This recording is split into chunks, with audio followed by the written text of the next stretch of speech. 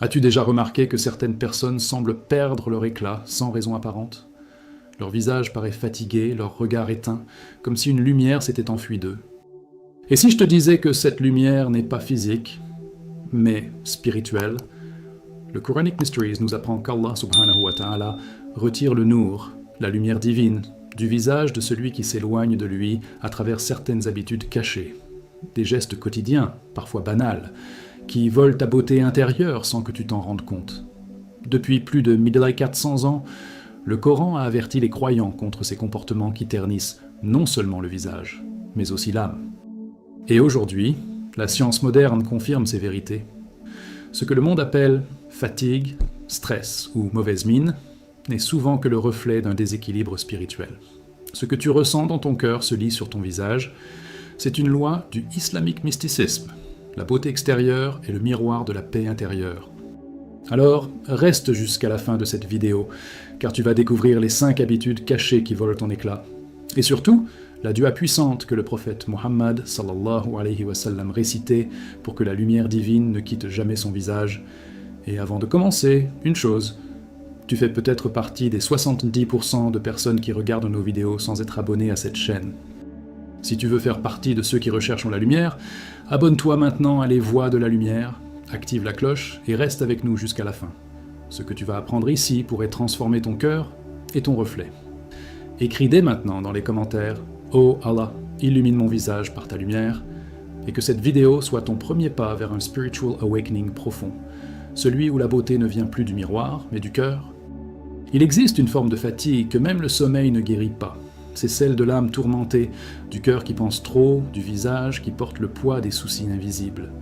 Le stress constant n'est pas seulement une pression mentale, c'est une tempête intérieure qui altère jusqu'à la lumière du visage. Dans le islamique mysticisme, on dit que chaque pensée négative produit une ombre sur le cœur et que cette ombre finit par se refléter sur le regard, la peau, la posture. Ce que la science moderne appelle cortisol et vieillissement, le Quranic Mysteries l'appelle une perte du nour, cette lumière divine que seul Allah subhanahu wa ta'ala accorde à ceux qui gardent la paix intérieure. Le prophète Muhammad sallallahu alayhi wa sallam nous a appris que le cœur est le centre de toute beauté.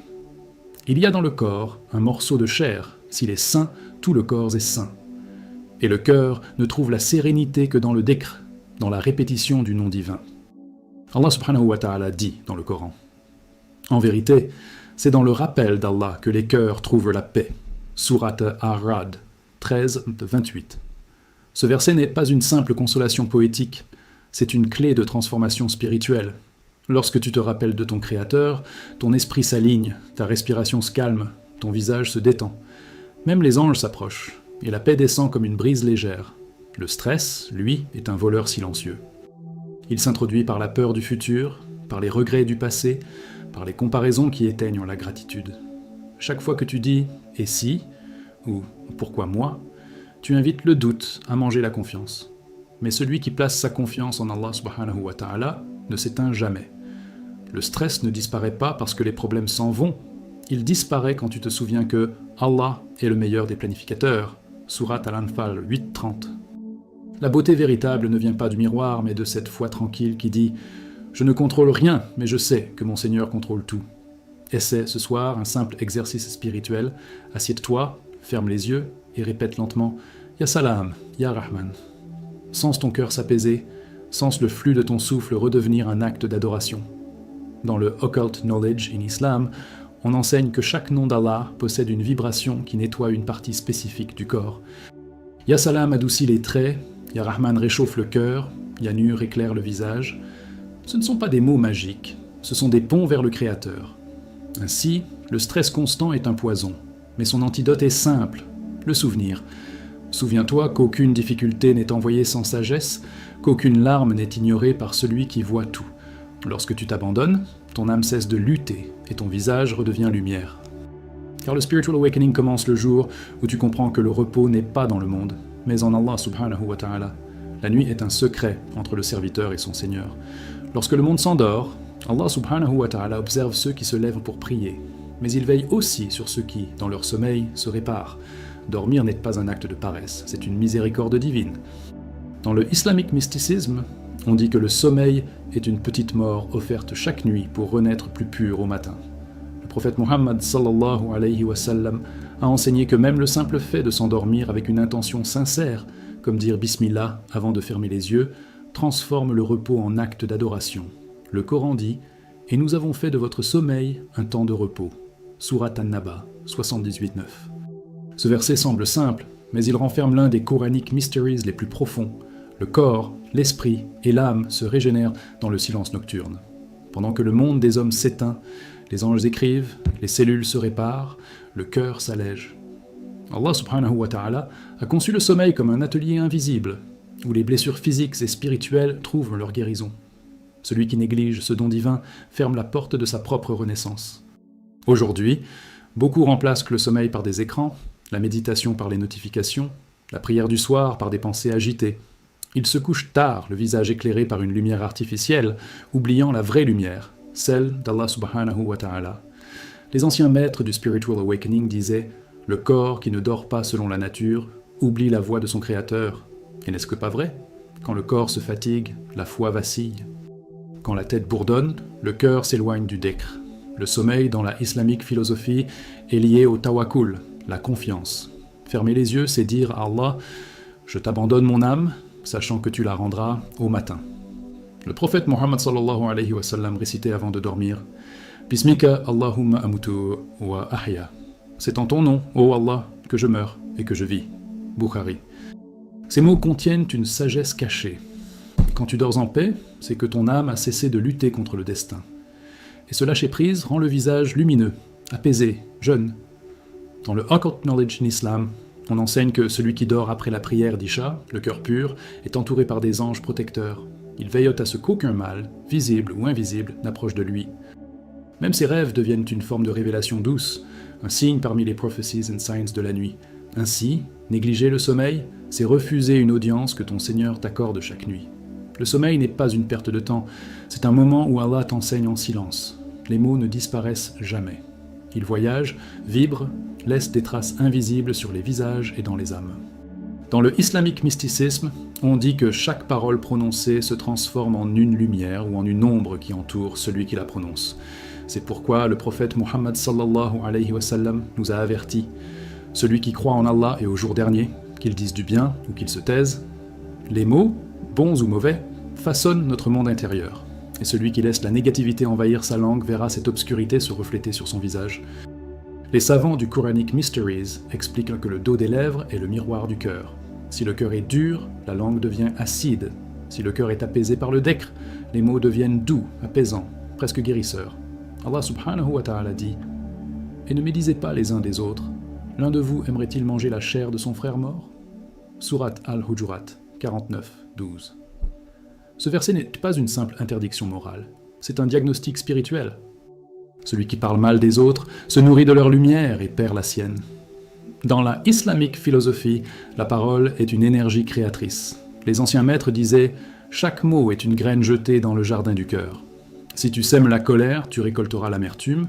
Si tu sèmes la gratitude, tu récolteras la paix. » Les visages ternes et fatigués que nous voyons parfois ne sont pas causés par l'âge, mais par les années passées à parler sans bienveillance.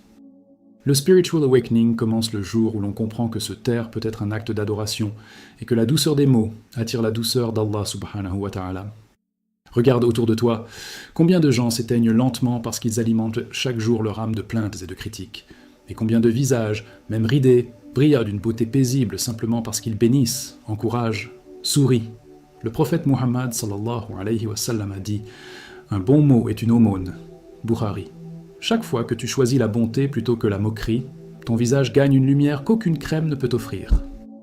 Dans le Occult Knowledge in Islam, on enseigne que les anges notent non seulement les paroles, mais aussi les intentions derrière elles. Une seule parole de gratitude peut ouvrir des portes de miséricorde, tandis qu'une phrase remplie de mépris peut fermer les chemins de la bénédiction. Alors, la prochaine fois que tu t'apprêtes à parler, demande-toi « Ce mot rapproche-t-il ou éloigne-t-il de la lumière ?» Car la beauté du visage n'est qu'un reflet de la beauté du cœur, et le cœur s'embellit par la vérité, la douceur et le silence. Ce que tu mets dans ton corps devient ta prière silencieuse. Dans le islamique mysticisme, il est dit que chaque bouchée porte une énergie. Soit elle élève ton âme, soit elle l'alourdit. Manger n'est pas un acte banal, c'est un contrat entre la terre et ton esprit. Allah subhanahu wa ta'ala dit dans le Coran « Ô homme, mangez de ce qui est licite et pur sur la terre » Sourate Al-Baqarah 2 et le 168. Ce verset n'est pas une simple recommandation diététique, mais un rappel spirituel. Le mot « tayyib », souvent traduit par « pur », désigne ce qui nourrit à la fois le corps et le cœur. Le Quranic Mysteries enseigne que la pureté du repas conditionne la pureté de la prière, car la chair qui grandit avec l'illicite ne porte pas la lumière. Le prophète Muhammad sallallahu alayhi wa sallam mangeait peu, lentement, et toujours avec gratitude. Il disait « Le fils d'Adam ne remplit pas de récipient pire que son ventre ». Tirmidhi. Son enseignement était clair, la modération n'est pas une contrainte, c'est une porte vers la liberté. Dans le Occult Knowledge in Islam, les maîtres rappellent que le diable entre par les excès. Trop de sucre, trop de graisse, trop d'attachement. Car ce qui encombre l'estomac finit par obscurcir la pensée. Observe la société d'aujourd'hui. On mange pour combler le vide du cœur. On avale vite, sans bismillah, sans conscience, sans gratitude. Et puis on s'étonne que la fatigue s'installe, que les visages se fanent, que les prières manquent de ferveur. La nourriture impure ne rend pas seulement malade, elle brouille le lien entre l'âme et le divin. Le spiritual awakening commence parfois dans un simple verre d'eau, bu lentement, en disant « Alhamdulillah ». Ce mot, prononcé avec sincérité, transforme la matière en lumière. Les anciens savants du islamique philosophie disaient « Ce que tu manges devient ton caractère. Si tu remplis ton corps de négligence, tu nourris l'oubli. Si tu le remplis de gratitude, tu nourris la lumière. Le miel purifie, l'huile d'olive protège, l'eau récite les noms d'Allah subhanahu wa ta'ala si tu la bénis avant de la boire. » Dans le Occult Knowledge in Islam, ces aliments sont décrits comme des porteurs de baraka, capables de chasser les énergies lourdes et d'attirer les bénédictions.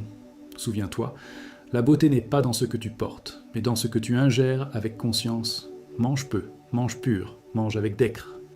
Même une date, partagée avec gratitude, porte plus de lumière qu'un festin consommé dans l'oubli.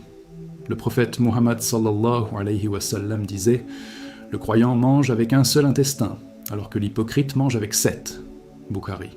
Celui qui maîtrise sa faim maîtrise aussi ses désirs. Et celui qui maîtrise ses désirs retrouve la sérénité du visage et la lumière du cœur. Il existe un mal plus subtil que la jalousie, plus destructeur que la colère. L'arrogance. Elle s'installe doucement, sans bruit, dans le cœur du croyant, jusqu'à ce qu'il commence à se croire meilleur que les autres.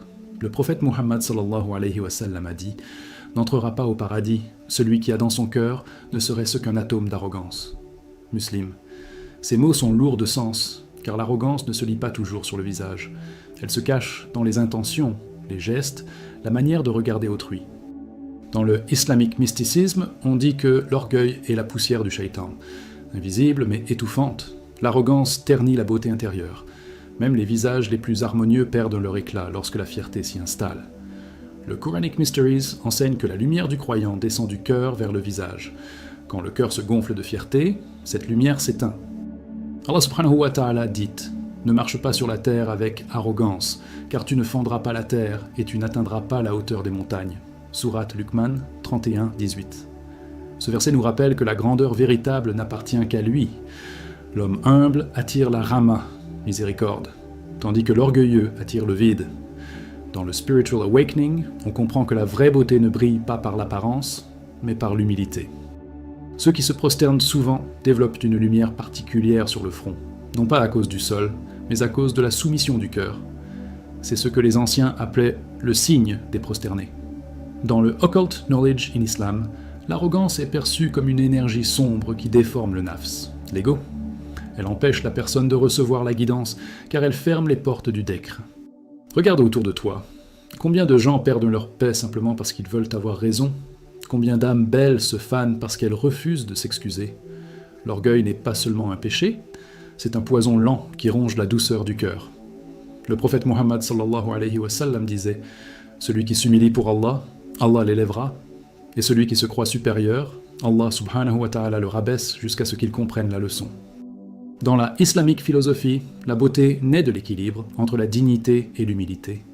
Être humble ne signifie pas se rabaisser, mais reconnaître que toute lumière, toute réussite, toute grâce vient d'Allah subhanahu wa ta'ala.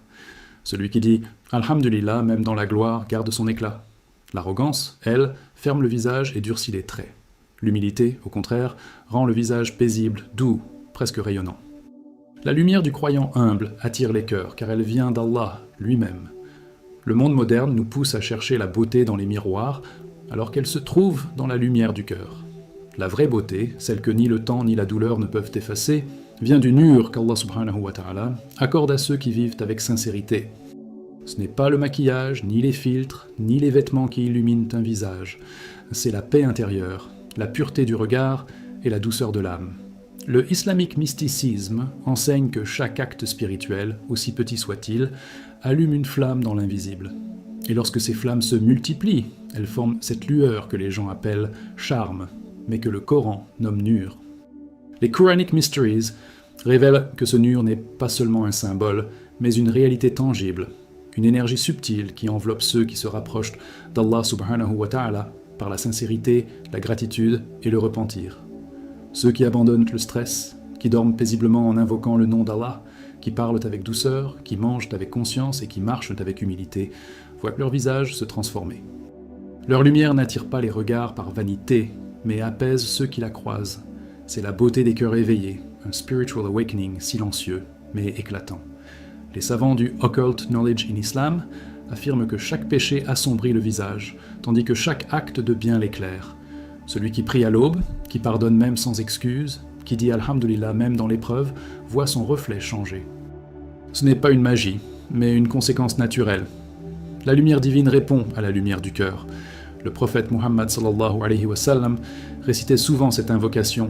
« Oh Allah, place la lumière dans mon cœur, dans mes yeux, dans mes oreilles, et fais de moi lumière. » Voilà le secret de la beauté éternelle. Et si tu veux raviver cette lumière, répète cette dua chaque soir, lentement, avec foi. Allahumma nawwir wajhi binurik, Allahumma nawwir wajhi binurik. Oh Allah, illumine mon visage par ta lumière. Mais souviens-toi, cette prière n'agit que si ton cœur est sincère, si ta langue s'abstient de blesser, et si ton âme cherche la paix plutôt que la gloire. Alors, la lumière divine descendra sur toi sans que tu t'en rendes compte. Ainsi, les 5 habitudes qui éteignent ton éclat, le stress, le manque de sommeil, les paroles dures, la nourriture impure et l'orgueil, ne sont pas des malédictions, mais des rappels. Allah ne te retire pas ta beauté pour te punir, mais pour te ramener à lui. Car lorsque le cœur se purifie, le visage suit. Et quand le visage s'illumine, le monde autour de toi s'éclaire aussi.